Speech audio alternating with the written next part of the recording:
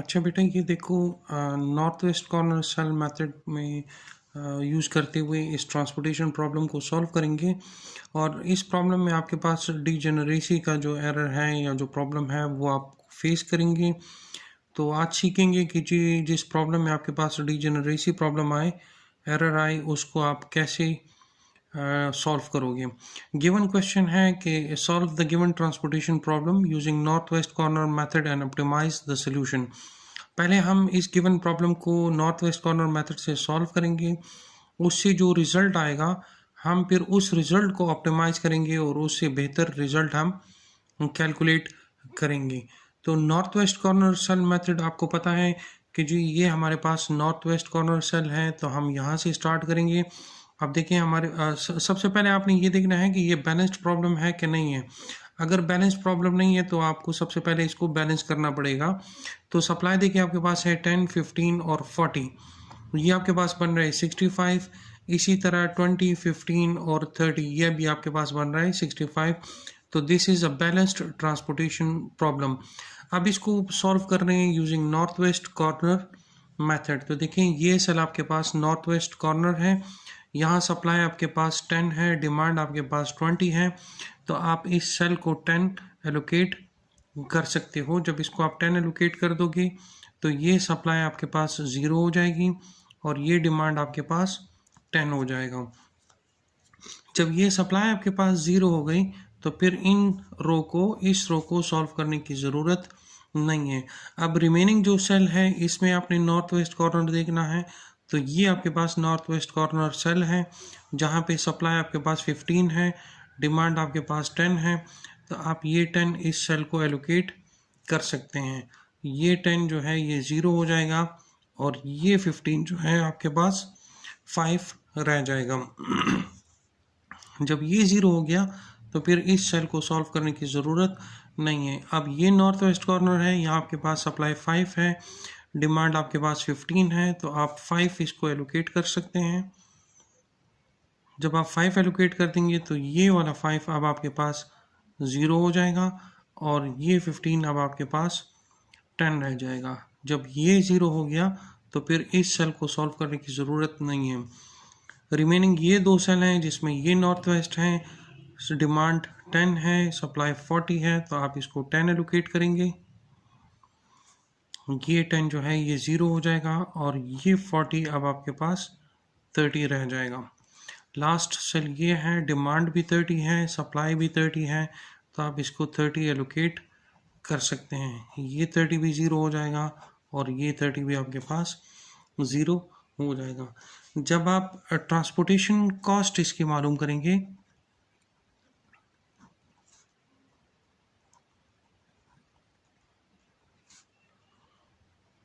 वो आपके पास क्या आएगी, 10 multiply by 2 plus 10 multiply by 4 plus 5 multiply by 1 plus 10 multiply by 3 plus 30 multiply by 1। जब आप इसको ऐड अप करोगे इसकी कॉस्ट आपके पास आएगी 125। अब हमने देखना है कि इस 125 को हम मज़ीद ऑप्टिमाइज्ड कर सकते हैं या इसको नहीं कर सकते। तो इसके लिए जो मेथड हम यूज़ कर रहे हैं वो उस मेथड का नाम है मॉडी मेथड। हम मॉडी मेथड के ज़रिए इस इनिशियल बेसिक फिजिबल सोल्यूशन का जो कॉस्ट आया है, ट्रांसपोर्टेशन कॉस्ट, उसको हम मज़ीद ऑप्टिमाइज़ करेंगे यूजिंग मॉडी मेथड। अच्छा, मॉडी मेथड में आपने सबसे पहले काम क्या करना है, आपने एक चीज़ चेक करनी है कि नंबर ऑफ एलोकेटेड सेल्स जो हैं वो बराबर होने चाहिए किस चीज़ के, m+n-1 के। सबसे पहले आप देखो नंबर ऑफ एलोकेटेड सेल्स। ये एलोकेटेड सेल है 1, 2, 3, 4, 5। तो नंबर ऑफ एलोकेटेड सेल आपके पास 5 है, equals to m is number of rows. कितने रो हैं, S1, S2, S3, 3 plus n जो है नंबर ऑफ कॉलम्स हैं, D1, D2 एंड D3। तो 3 कॉलम है -1। दैट मीन्स 5 इक्वल्स टू 5, दोनों बराबर हैं। ठीक है जी। आपने सबसे पहले ये चेक करना होता है कि क्या नंबर ऑफ एलोकेटेड सेल्स जो हैं वो m+n-1 के बराबर है कि नहीं। यहाँ पर दोनों बराबर हैं। अब आपने क्या करना है, आपने इसी मैट्रिक्स को जिसको अभी आपने सॉल्व किया एज इट इज़, इसको अब आप यहाँ पे दोबारा बनाइएगा। तो देखो ये हमने एलोकेट किया था,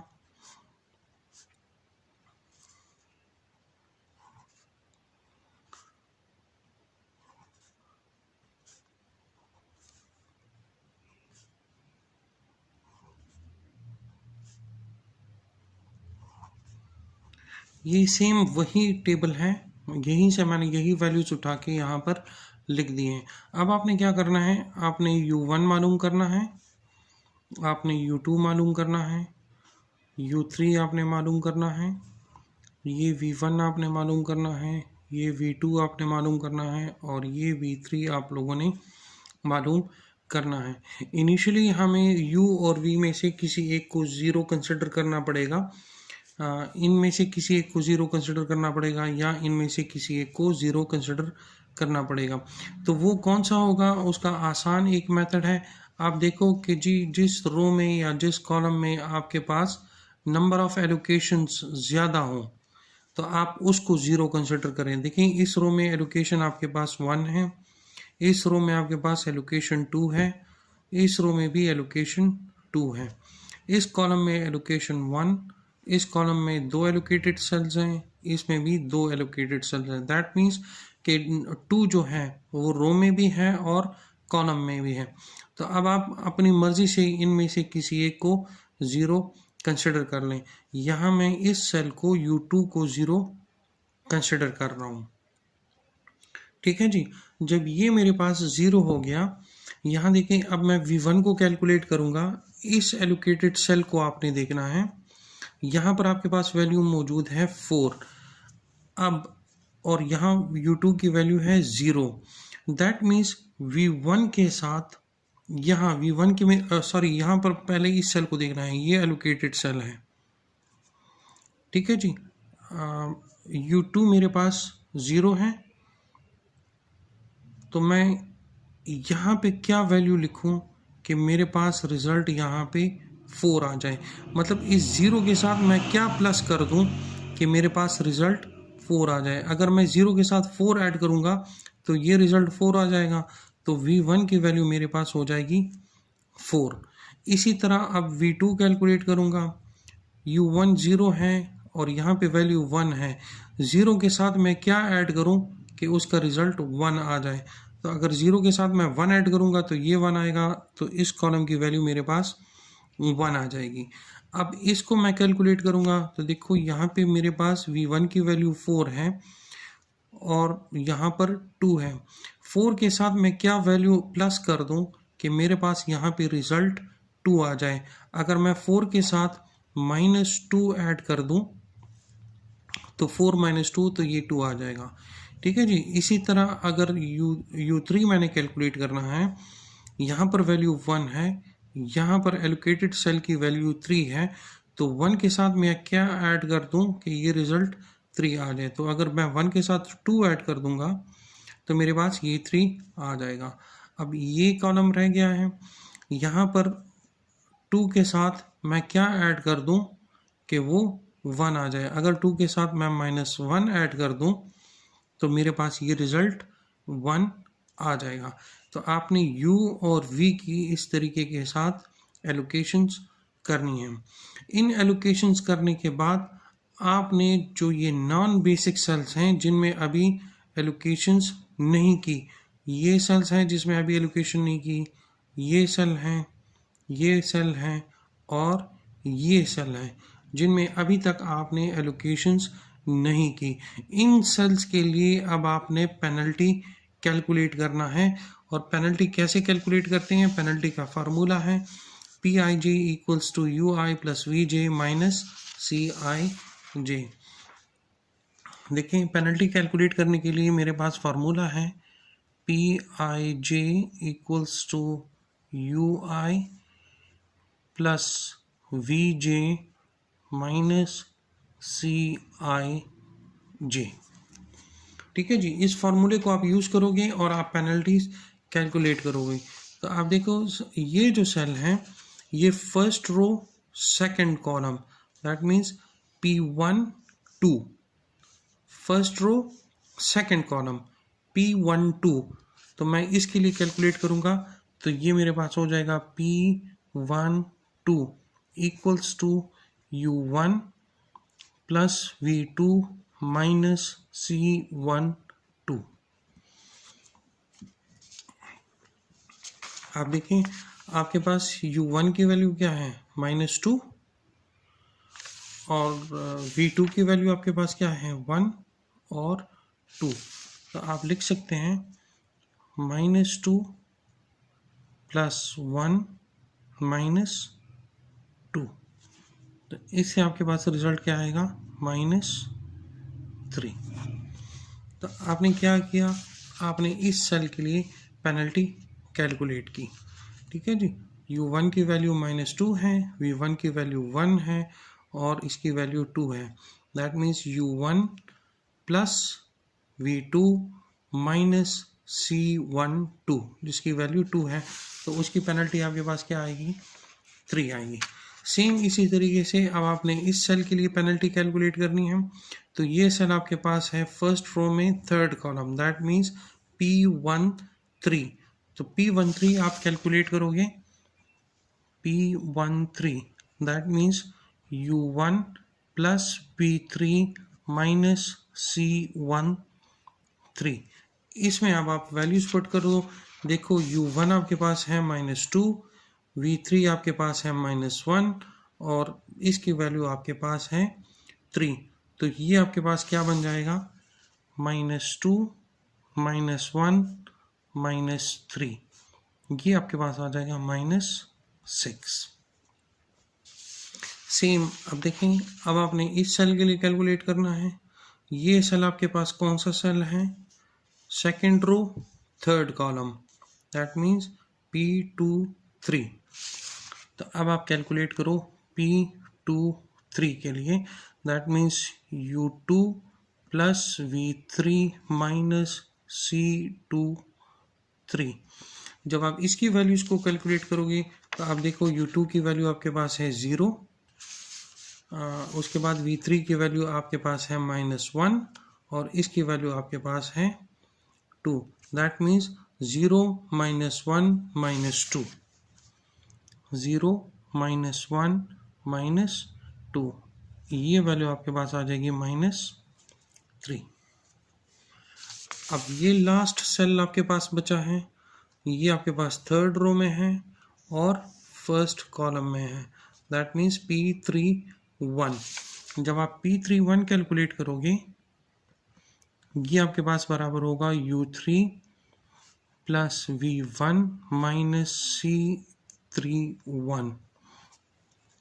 जब इसको आप कैलकुलेट करोगे U3 प्लस V1, U3 आपके पास 2 है प्लस 4 माइनस 1, 2 प्लस 4 माइनस 1, तो ये हो जाएगा 2 प्लस 4 माइनस 1।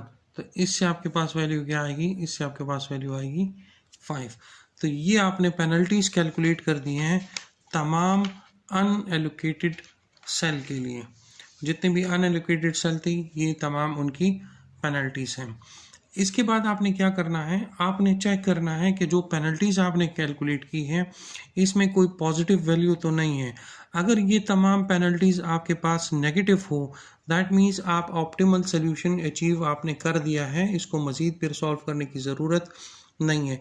लेकिन अगर इसमें एक भी पॉजिटिव वैल्यू आ गई है तो दैट मीन्स कि अब ये कंप्लीट नहीं है, आपको इसके मज़ीद फर्दर स्टेप्स को फॉलो करना पड़ेगा। याद रखिएगा अगर एक से ज़्यादा पॉजिटिव वैल्यूज़ हों तो उनमें से जो सबसे बड़ी वैल्यू होगी और वो जिस सेल के अंदर मौजूद होगी उस सेल को फिर आप न्यू बेसिक सेल कहेंगे।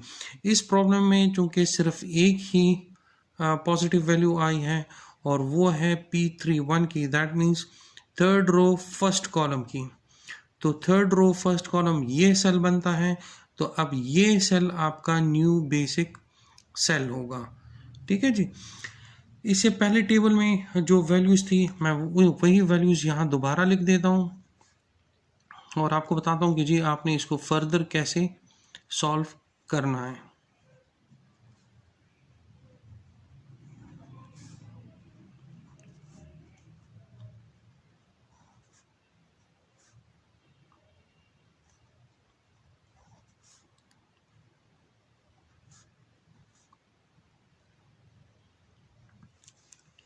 अच्छा जी, ये वही वैल्यूज़ हैं जो मैंने पिछले टेबल से लिखी हैं।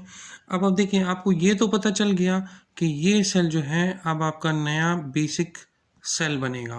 This is called new basic cell. अब आपने क्या करना है, अब आपने यहाँ से हॉरिजॉन्टल या वर्टिकल्स कुछ लाइन लगानी है। आप टर्न हमेशा आप एलोकेटेड सेल से करोगे। अगर आप यहाँ तक पहुँच गए हो तो इससे आप ऊपर जा सकते हो, लेकिन इसके बाद चूंकि कोई एलोकेटेड सेल नहीं है तो आप राइट या लेफ़्ट को टर्न नहीं कर सकते, आप यहीं पर आकर रुक जाओगे। अगर आप यहाँ से मूव करते हो तो आप यहाँ से यहाँ मूव कर सकते हो। ये चूंकि एलोकेटेड सेल है तो आप यहाँ से राइट या लेफ़्ट को टर्न ले सकते हो, लेकिन अगर आप यहाँ से ऊपर आ गए हो तो यहाँ से फिर आप राइट या लेफ़्ट टर्न नहीं ले सकेंगे, फिर आपको यहाँ पे रुकना पड़ेगा। तो यहाँ से ये जो न्यू बेसिक सेल आया है, यहाँ से हम ऐसे लाइंस ड्रॉ करेंगे कि यहाँ से हम स्टार्ट कर रहे हैं तो वापस एंडिंग भी हमारी यहाँ पर ही होनी चाहिए। तो आप देखिए, अगर मैं इस सेल से यहाँ तक आ जाऊँ तो ये चूंकि एलोकेटेड सेल है इसलिए मैं यहाँ से ऊपर की तरफ टर्न ले सकता हूँ, यहाँ पहुँच जाऊँगा। ये एलोकेटेड सेल है तो मैं यहाँ से राइट या लेफ़्ट टर्न ले सकता हूँ, तो यहाँ से मैं लेफ़्ट टर्न लेके इस सेल में आ सकता हूँ। फिर ये ऑलरेडी एलोकेटेड सेल है तो इससे मैं ऊपर या नीचे की तरफ आ सकता हूँ, तो यहाँ से मैं नीचे आऊँगा तो जहाँ से मैंने स्टार्ट किया था वहीं मैं वापस दोबारा पहुँच जाऊँगा। तो आप क्या करें, यहाँ से एक लाइन ड्रॉ करें इस सेल में, यहाँ से लाइन ड्रॉ करें इस सेल में, यहाँ से लाइन आप ड्रॉ करें इस सेल में, और यहाँ से आप वापस इस सेल में आ जाओ। इसी तरह आपने एक क्लोज्ड लूप बनाना है। ये मेरे पास एक क्लोज्ड लूप बन गया। जहाँ से आपने स्टार्ट किया था उसको आप प्लस निशान दे दें, एक प्लस एक नेगेटिव, एक प्लस एक माइनस, एक प्लस एक माइनस, इसी तरह आपने इनको मार्क करना है। ये प्लस हो गया तो अगला ये आपके पास नेगेटिव आ जाएगा, ये माइनस हो गया तो अगला आपके पास पॉजिटिव होगा, ये पॉजिटिव है तो अगला आपके पास नेगेटिव होगा। ठीक है बेटा। इसके बाद जो पॉजिटिव साइड्स की वैल्यू हैं इनको तो आप फिलहाल इग्नोर कर दें। जो नेगेटिव साइड्स की वैल्यू हैं, इन नेगेटिव साइड्स की वैल्यू में आपने देखना है कि इस वैल्यू में और इस वैल्यू में जो कम वैल्यू होगी उसको आपने इन दोनों से सब्ट्रैक्ट करना है और प्लस वालों के साथ आपने ऐड करना है।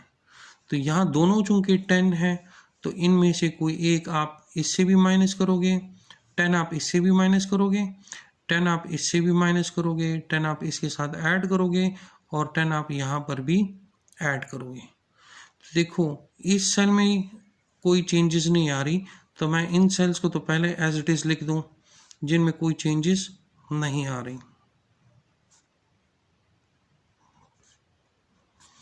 चेंजेस इन 4 सेल्स में आ रही है। तो देखिए यहाँ इस 10 से आप अगर 10 को माइनस करोगे तो यहाँ 0 रह जाएगा, तो 0 को यहाँ लिखने की ज़रूरत नहीं है, आप स्ट्रेट अवे इस सेल की सिर्फ ये वैल्यू यहाँ पे लिख दें। यहाँ से भी आप 10 को, चूंकि माइनस का साइन है तो यहाँ से भी आप 10 माइनस करोगे, तो 10 से अगर आप 10 को माइनस करोगे तो रिजल्ट 0 आएगा, तो वो यहाँ लिखने की ज़रूरत नहीं है, आप स्ट्रेट अवे सिर्फ ये वैल्यू जो है इसको यहाँ पे रिप्लेस कर दें। अच्छा, जो वैल्यू आपने इन दोनों से सब्ट्रैक्ट की है वही वैल्यू अब आप प्लस वालों के साथ ऐड करोगे। तो 5 के साथ अगर आप 10 ऐड करोगे तो ये आपके पास आ जाएगा 15। यहाँ जो कि पहले से 0 था, कुछ भी नहीं था, उसके साथ आप 10 ऐड करोगे तो ये वैल्यू अब आपके पास आ जाएगी 10 और ये 1 अपनी जगह पे आ जाएगा। ठीक है जी। यहाँ आके आपको दोबारा नंबर ऑफ एलोकेटेड सेल्स देखने हैं कि क्या वो बराबर है कि नहीं है। तो आप देखें जो नंबर ऑफ एलोकेटेड सेल्स हैं वो बराबर होने चाहिए m+n-1 के। तो आप देखें 1 2 3 4 नंबर ऑफ एलोकेटेड सेल आपके पास 4 आ रहे हैं, m आपके पास 3 रोज हैं, n आपके पास 3 कॉलम्स हैं, that means 3 + 3 - 1, that means 4 is not equal to 5, बराबर नहीं है। जब ये बराबर नहीं है तो दिस शोज कि आपके प्रॉब्लम में डीजेनरेसी मौजूद है। डीजेनरेसी यहाँ पे एग्जिस्ट करती है। अब आपने क्या करना है, आपने इस डीजेनरेसी को यहाँ से रिमूव करना है, इसको ख़त्म करना है। तो डीजेनरेसी कैसे रिमूव होगी, उसके 3 स्टेप्स हैं। ये स्टेप्स आपको पता होना चाहिए। पहला जो स्टेप है ये आपको कहता है कि जी start from the cell with least value. उस सेल से आपने स्टार्ट करना है जिस सेल में आपके पास वैल्यू सबसे कम हो, मिनिमम हो। अनएलोकेटेड सेल्स की बात कर रहा हूँ, एलोकेटेड सेल की बात नहीं कर रहा। अनएलोकेटेड सेल वो सेल जिसमें आपके पास वैल्यू सबसे कम हो। जैसे ये अनएलोकेटेड सेल है, इसमें आपके पास वैल्यू 2 है। ये अनएलोकेटेड सेल है, इसकी वैल्यू 3 है। ये अनएलोकेटेड सेल, इसकी वैल्यू 2। ये अनएलोकेटेड सेल, इसकी वैल्यू 3। और ये अनएलोकेटेड, इसकी वैल्यू 4। तो ये दोनों मिनिमम है, 2 2 है। तो या आपने इस सेल से स्टार्ट करना है या आपने इस सेल से स्टार्ट करना है, वो आपकी मर्जी है, उस पर कोई रिस्ट्रिक्शन नहीं है। तो आपने स्टार्ट यहाँ से करना है।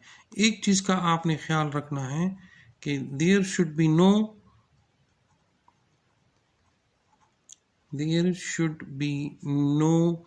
क्लोज्ड लूप, कोई क्लोज्ड लूप नहीं होना चाहिए। ठीक है जी, लूप का कॉन्सेप्ट आपको ऑलरेडी पता चल गया है कि जी जहाँ से आप स्टार्ट करो वहाँ पे दोबारा आपको एंड नहीं करना। ठीक है जी। और तीसरा पॉइंट आपके पास क्या है, जहाँ से आप स्टार्ट कर रहे हो, start the cell as new allocated cell, और उस सेल को आपने एक वैल्यू असाइन करनी है जिसको हम एप्सिलॉन बोलेंगे। ठीक है जी। Start the cell as new allocated cell and allocate epsilon. उस सेल को आप एप्सिलॉन जो है ये आप एलोकेट करोगे। तो पहली बात ये है, देखो बेटा, इन दोनों में से मैं किसी एक सेल से स्टार्ट कर सकता हूँ। अगर लेट सपोज मैं यहाँ से स्टार्ट करता हूँ, अगर मैं इस सेल से स्टार्ट लेता हूँ तो देखें इस सेल से मैं इस तरफ आ सकता हूँ, इस तरफ भी जा सकता हूँ, लेकिन यहाँ से फिर मैं दोबारा टर्न नहीं ले सकूँगा। तो इधर आके मैं टर्न ले सकता हूँ। तो इस सेल से अगर मैं स्टार्ट करूँ मैं इधर पहुँचूँगा, इस सेल से मैं स्टार्ट करके वापस इस सेल तक पहुँचूँगा, इस सेल से मैं आगे इस सेल तक पहुँचूँगा। इससे ऑनवर्ड मैं नहीं जा सकता। ठीक है, क्योंकि मेरे पास और कोई एलोकेटेड सेल नहीं है, तो फिर मैं टर्न नहीं ले सकता। तो आप देखें, अगर आप यहाँ से स्टार्ट करते हैं तो आपके पास कोई क्लोज्ड लूप नहीं बनता, मतलब आपका स्टार्टिंग और एंडिंग पॉइंट जो है वो सेम नहीं है। तो इस पॉइंट को आप सेलेक्ट करोगे और इससे आप इस सेल में आओगे, यहाँ से आप नीचे इस वाले सेल में आओगे और यहाँ से वापस आप इस वाले सेल में आओगे। यहाँ तक आपका पाथ बनेगा और वो पाथ आपका क्लोज्ड पाथ नहीं होगा। तो ये जो सेल है, इस सेल को अब आपने वैल्यू असाइन करनी है, कौन सी, एप्सिलॉन। तो आप देखें, यही वैल्यूज मैं यहाँ दोबारा लिख देता हूँ। इस सेल को मैंने वैल्यू एलोकेट की थी 10, इसकी वैल्यू 2 है, इसकी वैल्यू 3 है, यहाँ मेरे पास 4 मौजूद है, यहाँ मेरे पास 15 एलोकेटेड है 1 को, ये मेरे पास 2 है, यहाँ 10 एलोकेटेड है 1 को, ये वैल्यू मेरे पास 3 है और यहाँ 30 मैंने एलोकेट किया है 1 को। तो ये मेरे पास वो सेल था जिसमें कोई क्लोज लूप नहीं बन रहा। तो इस सेल को अब आप एप्सिलॉन एलोकेट कर दें। जब आप इस सेल को एप्सिलॉन एलोकेट करेंगे तो अब आप देखें आपके पास टोटल एलोकेटेड सेल कितने हो गए, 1 2 3 4 एंड 5। तो एलोकेटेड सेल आपके पास 5 हो गए और m प्लस n माइनस 1, इससे देखो कितना आता है, 5 equals to 3 rows and 3 columns, 3 plus 3 minus 1, तो 5 इक्वल्स टू 5। अब वो आपके पास बराबर आ रहे हैं। नेक्स्ट स्टेप में आपने क्या करना है, अब आपने दोबारा u1 की वैल्यू को मालूम करना है, u2 की वैल्यू को मालूम करना है, u3 की वैल्यू को, v1 v2 और v3 इसको अब आपने मालूम करना है। सेम वही प्रोसीजर होगा, जिस कॉलम या जिस रो में नंबर ऑफ एलोकेशन सबसे ज़्यादा होंगी उसको आप 0 कंसिडर करोगे। इस रो में नंबर ऑफ एलोकेशंस 2 हैं, इस रो में 1, इस रो में भी 2। इस कॉलम में आपके पास एलोकेशन 2 है, इस कॉलम में 2 है और इसमें 1। दैट मीन्स 2 का जो नंबर है वो आपके पास रो और कॉलम दोनों में मैक्सिमम आ रहा है। तो मैं इनिशियली इस u1 को 0 कंसिडर कर देता हूँ कि ये मेरे पास 0 है। अब इसके बेस पे मैं v1 कैलकुलेट करूँगा। 0 के साथ मैं क्या ऐड कर दूँ कि रिजल्ट 2 आ जाए। तो अगर 0 के साथ मैं 2 ऐड कर दूँ तो मेरे पास ये 2 आ जाएगा। तो v1 की वैल्यू मेरे पास क्या आ गई है, 2। अब v1 की वैल्यू मेरे पास अगर 2 है तो मैं u3 की वैल्यू कैलकुलेट कर सकता हूँ। 2 के साथ मैं क्या ऐड कर दूँ कि रिजल्ट 1 आ जाए। तो अगर 2 के साथ मैं -1 ऐड कर दूँ तो रिजल्ट 1 आ जाएगा। अब v3 आपको मालूम हो गया, u3 आपको मालूम हो गया, तो आप v3 को कैलकुलेट कर सकते हो। v3 क्या है, मैं -1 के साथ क्या ऐड करूं कि रिजल्ट 1 आ जाए। तो अगर मैं इसके साथ 2 ऐड कर दूं तो मेरे पास यहाँ पे 1 आ जाएगा। अब ये दोनों रह गए हैं, इनको वैल्यूज आपने असाइन करनी है और v2 रह गया और आपके पास u2 रह गया। पहले जी इसको सॉल्व करते हैं। अगर 0 के साथ मैं क्या ऐड करूं कि रिजल्ट 2 आ जाए। तो अगर 0 के साथ मैं 2 ऐड कर दूं, 2 प्लस 0 इक्वल्स टू 2, तो v2 मेरे पास क्या होगा, 2 होगा। अब ये u2 कैलकुलेट करना है। इस 2 के साथ मैं क्या ऐड करूं कि रिजल्ट 1 आ जाए। अगर 2 के साथ मैं -1 ऐड कर दूं तो मेरे पास रिजल्ट क्या आ जाएगा, v1 आ जाएगा। अब आपने क्या करना है, अब आपने दोबारा पेनल्टीज कैलकुलेट करनी है फॉर दीज अनएलोकेटेड सेल्स। ये जो 4 अनएलोकेटेड सेल हैं, this one, this one, this one and this one, इसके लिए अब आपने दोबारा पेनल्टीज को कैलकुलेट करना है। तो पेनल्टी कैलकुलेट करने का वही फार्मूला है कि PIJ equals to UI plus VJ minus CIJ। ये जो सेल है first row third column P13, तो आप P13 कैलकुलेट करो। That means U1 plus V3 minus C13। U1 की वैल्यू क्या है, 0, प्लस V3 की वैल्यू क्या है, 2, माइनस C13 इसकी वैल्यू क्या है, 3। तो इससे रिजल्ट आ जाएगा -1। नेक्स्ट ये है unallocated cell second row first column, that means P21। तो ये U1 plus U2 plus V1 minus C21। U2 की वैल्यू आपके पास है -1, V1 की वैल्यू आपके पास है 2 और C21 की वैल्यू आपके पास है 4। इसकी वैल्यू आपके पास क्या आ जाएगी, -1। 3। नेक्स्ट ये अनएलोकेटेड सेल है, second row third column, second row third column, that means U2 plus V3 minus C23। U2 की वैल्यू क्या है -1, V3 की वैल्यू है 2, माइनस C23 की वैल्यू क्या है 2। इससे आपके पास आ जाएगा -1। ये आखिरी unallocated cell, third row second column, third row second column, that means U3 plus V2 minus C32।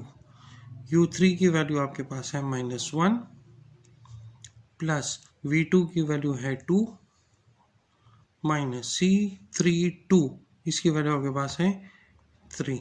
इससे आपके पास क्या वैल्यू आएगी -2। तमाम अनएलोकेटेड सेल की आपने पेनल्टी कैलकुलेट कर दी है। अब आप इन पेनल्टीज को देखो, आपके पास कोई भी पॉजिटिव वैल्यू नहीं है। जब कोई भी पॉजिटिव वैल्यू नहीं है, दैट मीन्स कि आप ऑप्टिमल सोल्यूशन आपने अचीव कर दिया है, आप ऑप्टिमल सोल्यूशन तक पहुंच गए हो। अच्छा, ये एप्सिलॉन जो है this is the smallest positive value, एक बहुत ही छोटी पॉजिटिव वैल्यू है जिसको आप इग्नोर कर सकते हो। ये नेग्लिजिबल पॉजिटिव वैल्यू है।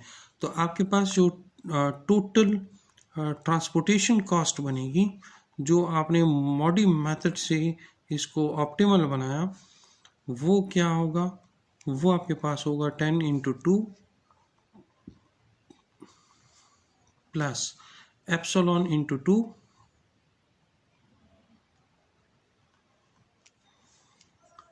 प्लस 15 × 1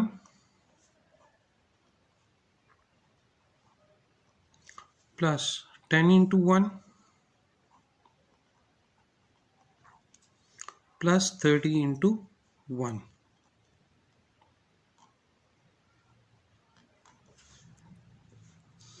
ये आपके पास आ जाएगा 20 plus 2 epsilon plus 15 plus 10 plus 30।